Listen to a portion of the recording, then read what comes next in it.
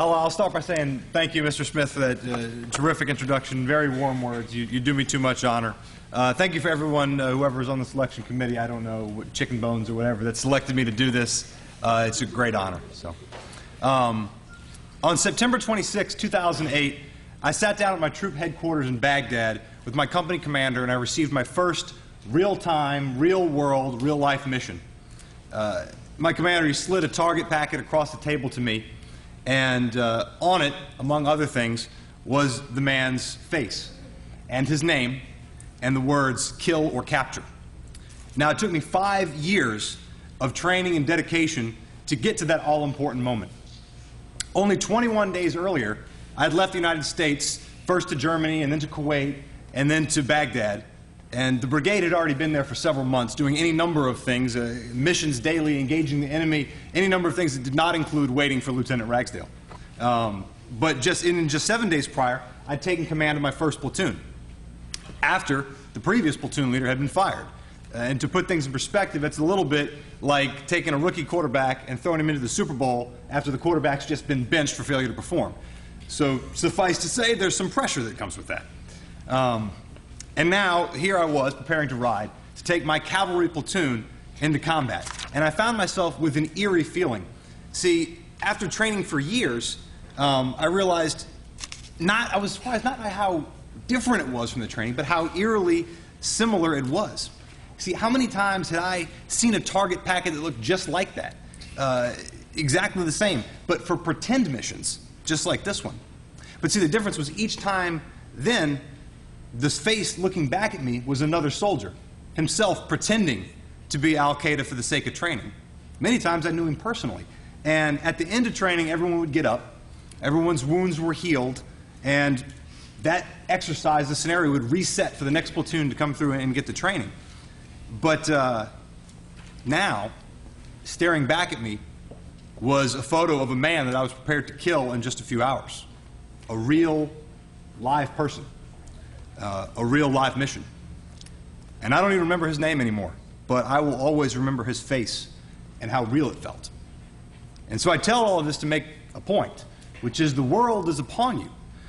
The real world may seem a distant and far-off thing, but it's not. It's not that far away, and you'll be there before you know it, inhabiting a world without a safety net. A world with real consequences, but in which you can have real impact. So I came to you today to talk to you a little bit about that world and your world and how they intersect. And before I'm done, I'm going to tell you two things that probably no authority figure has ever told you before in your life. But first, we have to talk about Newman. You see, my life story could have been very different. I grew up fairly poor on the West Bank, and I didn't have a lot of options. But when I was about 14, I was presented with an opportunity called Isidore Newman School. And it's no exaggeration that it changed my course in life, because it opened doors for me simply by opening its doors to me. The community and the school both took me in, allowing me to make the most of the time that I spent here, never turning me away from an experience because of my means. Two quick stories. So first, one of the things I was really excited about when I came to Newman was joining the debate team. From everything I understood, it was a tremendous program that would allow me to indulge one of my favorite pastimes, which is hearing myself talk. But I was also aware, because I'd been talking with others, including Dade Veron, who was last year's speaker, the costs that the team members incurred due to travel, and I knew that there was no way that I could make that happen. So when Greg Malice came to me, who is back, by the way, and what an asset to have him back. Sorry he couldn't be here today. He came to me and asked me to join his team, and I expressed my concerns and my regret. And he said to me, without blinking, and this is true, if you can't pay for it, I will. No student will not debate for me because of financial means. You'll just pay for your meals unless that's also too much.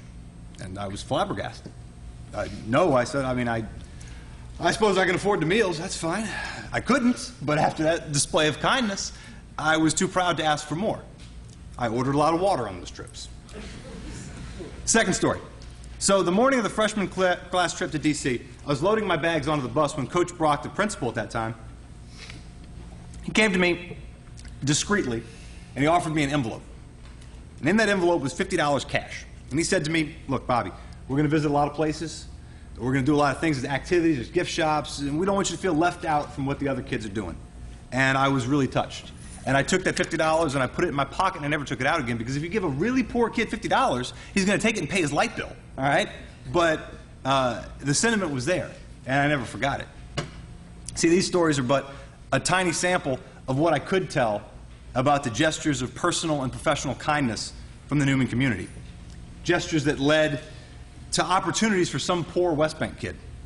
And they're what I try to emulate when I specify that my alumni donations, and look, seniors, you should give back, and I promise nobody asked me to say that, all right? But my donations, they go to the Student Special Needs Fund, because I want more kids to get the opportunities that I got. Because the Newman community is a great one to be a part of, and it follows you throughout your life. And if you don't believe me, here are a couple of stories. One, spring 2003. I'm a senior, and my truck breaks down on I-59 in the middle of Mississippi. Now, this truck was terrible. Remind me to tell you about it sometime. But anyway, it's basically on fire, so I couldn't go anywhere. And I was 15 miles from the nearest exit, and this was all before cell phones, or at least long before I had a cell phone. So without a lot of options, I went into my bag that was in the bed of the truck, and I pulled out my PE shorts for Newman. I started, stretching my hammies out for this run that was ahead of me to the next exit, and lo and behold, this car comes and pulls over. And a guy gets out, he walks right up to me, shakes my hand, and says, hey, you go to Newman? Now this guy, he wasn't even from Louisiana. I'm in Mississippi. He was a traveling salesman from Texas who'd passed through so many times and he'd heard about the Newman legend. So he gave me a ride. I didn't have to run. That was very cool. Okay, another story, second story. When I was at West Point, I spent a summer working on Capitol Hill as a military liaison / intern. And I can't tell you how many Newman alums I ran into who were working for congressmen up on the Hill, but that's not the story. The story is this. I was working for a senator from Rhode Island, and everyone in his office except for me also was from Rhode Island. So I'm talking to them, and I begin extolling to him, this one intern, the virtues of the Southland's fairest city and the terrific education that I received therein. And he stopped me, and he looks up for a moment, and he says, wait, do you know Jessica Hubbard, who was a classmate? You don't know her, but she was a classmate of mine, and she went to college with him at Williams. And he had made the connection based solely on the fact that we were both from NOLA, and we wouldn't stop talking about how great our high school was. Apparently, it was a memorable impression. Third story. Just a couple of months ago, I'm showing up to Fort Benning for the first time, introducing myself to my instructor at the captain's career course, and we were talking about the Super Bowl, and I'm like, I got to back Eli as my boy. We went to high school together. And he goes, oh, so you went to Newman, right? This guy is like 30-something years old. He's from Tennessee. He's in the Army. This is in Georgia, but he knew who it was. Now, I know that it's kind of cheating when we talk about Mannings, but look, Newman comes up again and again and again in places that I never expect. And it's not only because of our reputation for excellence, but the collective power of our community and our alumni network. And that brings me to my next point. One of the most important things to realize in life, in my opinion, is this. The world is made of people. Not like Soylent Green is made of people, but the point is, the world is a very human thing. And there are some important lessons that come away from that truth.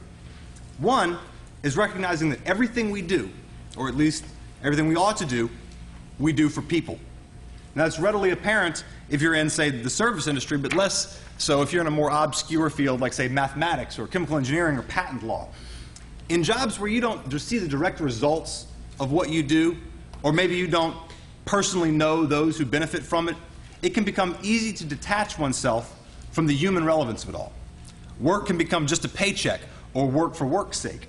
But if you can keep your perspective and understand the human benefit, it will make you not only better at the job, but it will make you a better person as well. It will make you wiser too. See, here's something I've learned more and more as I get older and more experienced. The world is made of not only people, but people who have no idea what they're doing. Now, I don't say that disparagingly. I have no idea what I'm doing.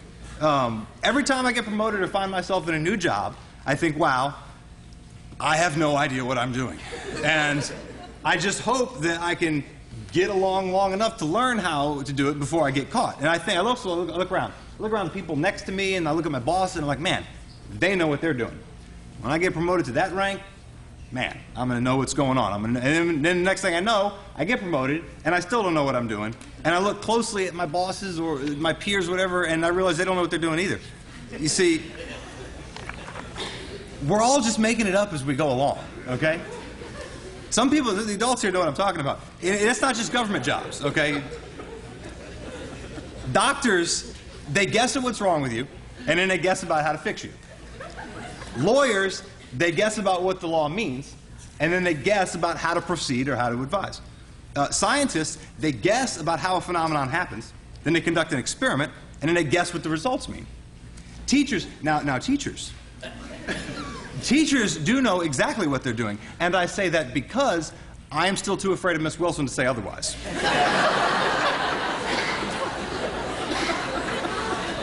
So what's my point? The world is incompetent? No, hardly.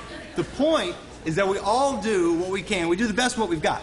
We use the experiences and the education that we have to make the best possible guess at how to do anything. Even when we think we know something, we really know, and we're not guessing. We're still just using what imperfect information we have to draw what is an imperfect conclusion. We're just more confident then. And the point of all that is to say this: understand when things don't work. Understand when people make mistakes.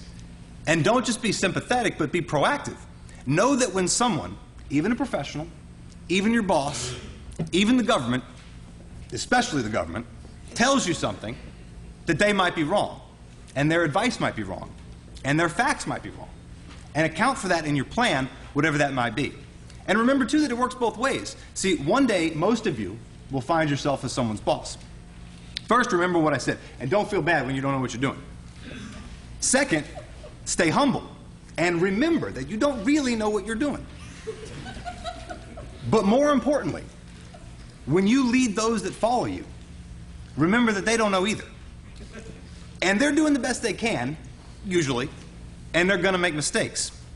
And it's incumbent upon you, as their leader, to be a sympathetic leader, and to care about them besides.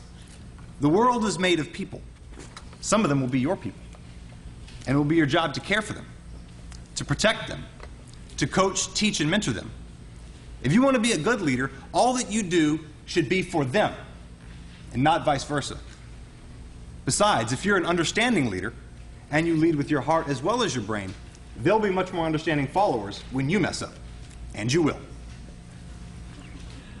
Speaking of messing up, I told you in the beginning that I'd tell you two things that no authority figure has ever told you. Well, here's one. Many times in your journey through life, constantly in fact, you will encounter rules. And sometimes you should break them, and it'll be okay. Now, I'm not talking about cliche rules like glass ceiling that you should break through, though you should do that too. And I'm not talking about bad or socially unjust rules that you should ignore in civil protest, though you should do that too. What I'm talking about are perfectly reasonable, sensible, extant for good reason rules, like stay on the trail at the nature park. And I'm not going to give you any more examples of rules that you ought to break because, let's be honest, you might step on an endangered flower and you shouldn't be breaking rules anyway. Except sometimes you probably should, and it'll be okay. So long as you're not doing something immoral or unethical, so long as you're not hurting another person, go for it. Now look, I'm not telling you to become an anarchist, but here's something. When I was 19 years old, I crashed the Miss America pageant, which was easier than you might expect. And then immediately afterward, I crashed the ultra elite VIP after party with all the contestants, which was a lot harder than you would expect. The point is, you don't get stories like that by following the rules. But here's the catch. There's always a catch, right? Here's the catch. Sometimes when you're out there breaking rules, you're going to get caught. Now, by all means, take measures not to get caught. That's only prudent. But when you do, and you will, own up to it. Take responsibility. It'll be okay. Don't violate your honor. Trust. Some of the peer leaders know this. Trust is a non-renewable resource. And your character is the only thing that no one can take from you. You have to give that away. Nothing that you do, nothing that could happen, is worth sacrificing your honor or your character, because they are the fiber of great people. Be great. Be honorable. Trust me, whatever happens, it'll just make your story that much better. So that was one. And here's the other thing that no one's told you, and it's my final point. Consider service. Now, I'm not talking about giving blood or building homes or working with underprivileged kids, though those are things that I highly encourage all of you to do. What I'm talking about is service to your country in uniform. Now, I could stand here for an hour and extol for you the personal benefits of a military career, or even just a short stopover, but I'm not going to. Because what I'm asking you to consider is not yourselves, but your country. I'm asking you to consider service, not for your own good, but for the good of all of us. And I'm asking you to consider serving. I'm not even asking you to serve, really. Rather, I'm asking you to consider it. To think about it, because maybe you never have. And probably no one has ever asked you to. But it's vital that we all consider it. And I feel that's an important issue to bring up because there's a problem in our country today. There's a somewhat recent notion that somehow our nation can fight wars and provide for the collective defense without ever inconveniencing the rest of us. After Pearl Harbor, there was a massive drive to increase the ranks of the military for the war, but there was no such drive after 9/11. President Bush never stood up and asked the American people to provide their sons and daughters for the cause. Rather, they were told to go out and buy color TVs, strengthen the economy for a war that could be fought with no human cost. The results of similar thinking, both before and after 9/11, led to a growing culture gap in our country, the creation of a serving and a non-serving class. The notion that service is a final avenue for those with no other options. There is a popular notion that service, while terribly noble, is not for me or my children because we have dreams and goals. So do I. But if we allow that culture to persist, then we end up with a military composed of people who didn't have any other options because those who did chose other paths. And that creates a military that is composed of less than our best and a civilian world that is increasingly out of touch with national service, sacrifice, and the human and material impact of military action. And neither is good. Recall that Sir William Francis Butler said over 100 years ago, "The nation that will insist upon drawing a broad line of demarcation between the fighting man and the thinking man is liable to have its fighting done by fools and its thinking by cowards." I'll leave you with a parting thought. People often ask me, "Bobbie, why do you stay in? Why do you want to go overseas again? You've done your time. You fought in 2 wars. Why do you continually seek out difficult training and challenging assignments?" And the answer is always easy, and it's always the same. I do it for my soldiers. I do it for my people, for my soldiers. Thanks, everybody, for putting up with me. Go Newman, beat South Plaquemine. God bless America.